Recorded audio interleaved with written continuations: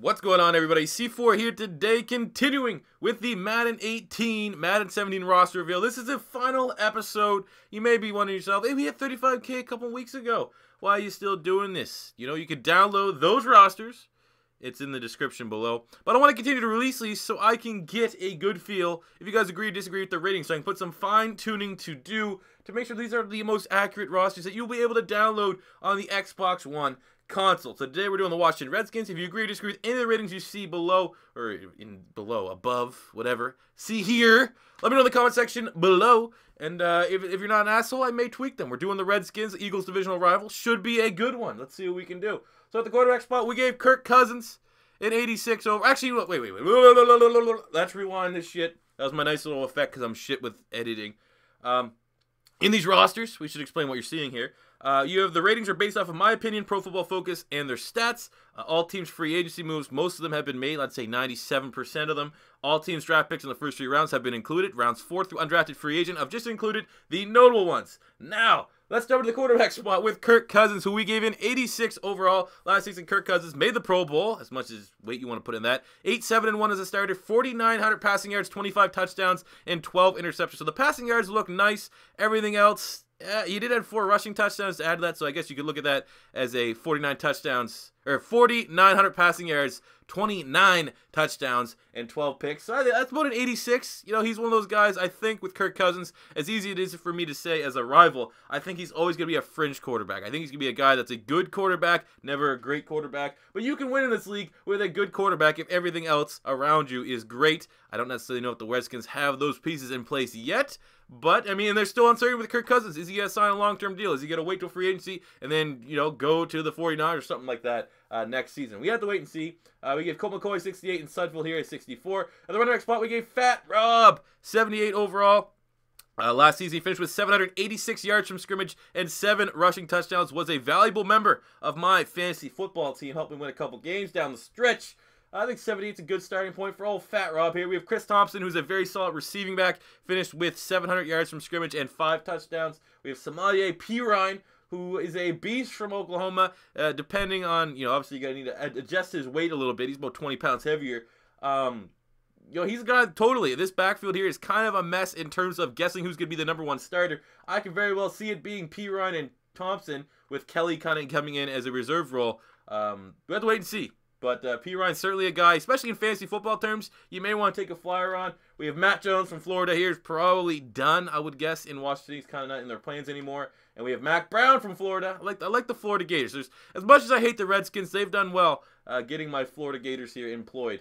At the fullback spot, they have no fullback. At wide receiver, we have Trell Pryor coming over from the Cleveland Browns. Got 1,000 yards as a Browns wide receiver, so we value that 1,000 yards, maybe more so than anyone else in the league. So I think an 83 is a solid starting point here for Trell Pryor as he tries to come in and replace the production they lost with Pierre Garçon and Deshaun Jackson. They get Jameson Crowder, who we gave it 81 overall last season. Jameson Crowder finished the year with 67 catches, 850 yards, and 7 touchdowns. A really good slot wide receiver. They have Brian Quick coming over from the Rams. I mean, he's been meh, to be honest with you. More so, you should hope that Josh Doxson can emerge as another outside wide receiver. We have him at 75. Didn't really play much at all last season. I don't think he played at all. 2 games. Featured in 2 games, he had 2 catches for 66 yards and no touchdowns. So hopefully, if you're a Redskin fan, it could be Trell Pryor, Doxson on the outside with Crowder in the slot. We have Ryan Grant, Matt Hazel, and Maurice Harris here as well. Jumping to the tight end spot, we have Jordan Reed, who we gave a 90 overall, my beloved Florida Gator. Made the Pro Bowl last year, started in 8 games, featured in 12, had 66 catches, 686 yards, and 6 touchdowns. We all know if he would have played a full season, he probably would have been, you know, close to the 1,000-yard mark. He's pretty much a glorified wide receiver. Very, very concerned about his concussions, though. I mean, this guy here, I'm going to be honest, I think Jordan Reed's maybe 1 concussion away from hanging them up, man. I say that as, you know, split and divided as I am as a Florida Gator fan, even though his last game with Florida was not a very good one. Overall, man, he's one of the best tight ends that I've seen wear a Gator jersey after a guy that's no longer with us, Aaron Hernandez, rip, Aaron, even though you're a piece of shit. But there's a guy that hates the Redskins. I mean, you know, how many more concussions can he get before you have to, like, seriously question, like, do we have to throw him out? He's 26, and he's had probably 26 concussions.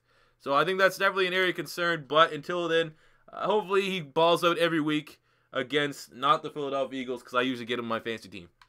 We have Vernon Davis, who was pretty good in reserve role last year. We gave him an 80 overall. He finished with 44 catches, 583 yards, and 2 touchdowns. So they have a nice two-headed thing here. Niles Paul was good a couple seasons ago. Still hold on to a 74. Carrier 72. Jeremy Sprinkle was a nice little draft pick out of Arkansas. We give him a 62. That could be maybe a point or two higher. Jumping to the offensive line, we gave Trent Williams a 95 overall, which I think is the highest left tackle in these rosters you're going to see. I think he had the highest score of any offensive lineman from Pro Football Focus. Okay, it's tied for first with Joe Thomas, but Pro Football Focus gave him a 93.4, and I'm pretty sure that's the highest out of anyone. I don't really want to go through every single one, but 93.4. I think Marshall Yonda had over a 90 as well. But Trent Williams he's a beast, man. He's an absolute beast. We have Neski and Painter here as well. Left guard, we have Sean Lauvo. I'm not even going to fucking butcher that name, but he got a 66 from Pro Football Focus, so I'm being generous giving him a 69 here. At the center, we have Spencer Long, who Pro Football Focus gave a 79.8, so he rounded up to an 80 overall. They got Chase Roulier, the center out of Wyoming. I think that's a really good pick for them there. Right guard, they have Brendan Schriff, who we gave an 83 overall. Last year, Pro Football Focus gave him an 82.1. So because he's young, because he's only 1 year in, we gave him the 1 point buffer there. And then at right tackle, Morgan Moses, we gave him an 83 overall. Pro Football Focus gave him a high 83s. So we figured rather than rounding up everyone because they are the Redskins, we'll just give him a very solid 83 overall for what is a very solid offensive line outside of that left guard spot. Jumping to the defensive side of the ball, left defensive end, we have Terrell McLean, who came over from the Dallas Cowboys, I believe, giving him a 74. We have Ricky Jean-Francois, who we gave a 73. On the right defensive end spot, we have Jonathan Allen, who slipped all the way down to 17 in the first round. I know there are some injury concerns, some slight injury concerns, but for my money, this was a great pick for the Washington Redskins, as much as it pains me to say. And he's going to be a beast on their front three. So a 77, I think that's, the 5th or 6th highest rating we gave for any of our first-round draft picks. Just because he got to Washington doesn't mean I'm going to lowball him. Defensive tackle, we have Stacey McGee, who we gave a 75 overall, coming over from the Oakland Raiders. He's serviceable. We got Phil Taylor, 71. Ziggy Hood with a 71. Overall, defensive line, the front three, certainly not strong, I would say, but there is some upside. I think that'd be the good summary, if you will, the front three in Washington. The outside, though, are great. Ryan Kerrigan, we gave him an 87 overall last season, finished in 16 games, 2 pass deflections, 2 forced fumbles, 11 sacks, and just over 30 total tackles. He's a beast. Absolutely butchered Hal Vaitai in his first start against the Philadelphia Eagles. That was terrible. Junior Gillette still getting a 78. Maybe that's a little bit high for Junior Gillette, to be honest with you. We have Ryan Anderson, who they selected, I think, in the 3rd round. 2nd round. I keep saying 3rd round because, in my opinion, he was a 3rd-round grade. I thought that was a little bit of a reach, but he's a safe prospect. We're starting about here with a 68. You got Carter, 67. These guys here. Middle linebacker, they got Zach Brown, who I think led the league in tackles last season at the Buffalo Bill. Coming over, we're giving him an 85. Very athletic linebacker. A good fit here as well. Mason Foster, we gave him an 83. I'm pretty sure he led the Redskins last year in solo tackles, which he did. He had 88 solo tackles, over 120 tackles. He had a sack, a forced fumble, 3 pass deflections in 13 starts. So the middle of these linebacker core is very good. I think it's going to be I'm not going to say much improved Redskins defense, but certainly improved as a whole. Compton, 74. Right outside linebacker, we give Trent Murphy, who I'm pretty sure is serving a 4-game suspension for PED. He's a big surprise after he come off a 9-sack season. He had 9 sacks, he had 3 forced fumbles, and just over 40 total tackles. But because we can't really hold all the off-field stuff against him, we're giving him 82. And Preston Smith here getting a 76 after he had 5 sacks last season.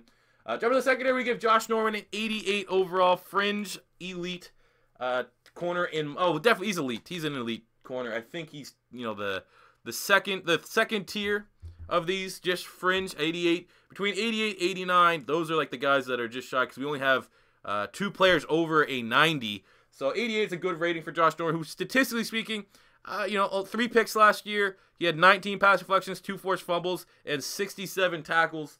I mean, debatably, you could maybe have him higher. It's going to take a lot to convince me to give him more than an 88. He should never be lower than an 88. But to be higher than 80, I don't necessarily know he did enough compared to other guys that had 6, 7 interceptions and a couple more pass deflections.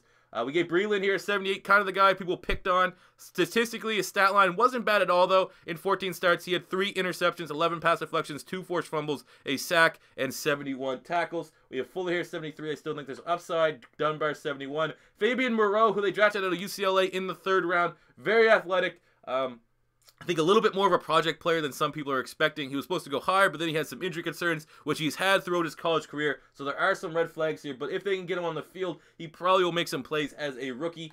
In the free safety spot, we have DJ Swearinger, who's coming over from the Arizona Cardinals, coming off a great season there. Good fit, upgrade over the old man, D'Angelo Hall. So we gave him an 84. D'Angelo Hall still getting an 82, showing some respect to the old man who only had 3 starts last season. Maybe this could be a little bit lower. You may want to lower this. Yeah, Will Blackman here with a 79. I think both these guys debatably could be lower. Maybe some generous ratings here for the old vets. I mean, I can see D'Angelo Hall being maybe a 79 and Blackman being like a 75. I mean, let me know what you think about that. And at strong safety, we have Su'a Cravens making the move from linebacker to safety. We gave him a 79 overall. The 79 overall is more so the transition. I didn't want to tweak too many stats, but making him from a middle linebacker to a strong safety, I think he was like an 86. So, I mean, best case scenario, Cravens did only get in and start 3 games. Featured in 11. He had an interception. He had 5 pass deflections, a sack, and 33 tackles. I think 79 is a generous starting spot for him. We have Josh Evans here. We have a piece of shit, DeShazer Everett. This guy's a fucking bitch. Kicker Dustin Hopkins gave him a 78 overall. And punter Tress Way, we gave him a 75. So there you go, guys. Those are your Washington Redskins Madden 18, Madden 17 ratings. As always, let me know in the comment section below if you agree or disagree with any of the ratings you've seen here today. This is the final roster breakdown episode, so go and enjoy these rosters. I'm going to wait probably a day or two after this comes out to do the final tweakings. You may want to go back and search up the file. I'll probably make a post on Twitter if you're not already following me on Twitter at beastmode_TV when I do the final updated ratings for all these players. Thank you guys for all the love and support. So glad that we at 35K to release these. Keep on subscribing. Maybe 40K for Madden 18. That'd be pretty goddamn unrealistic, but maybe. But thank you guys all for watching, and until next time, it's C4 saying peace out.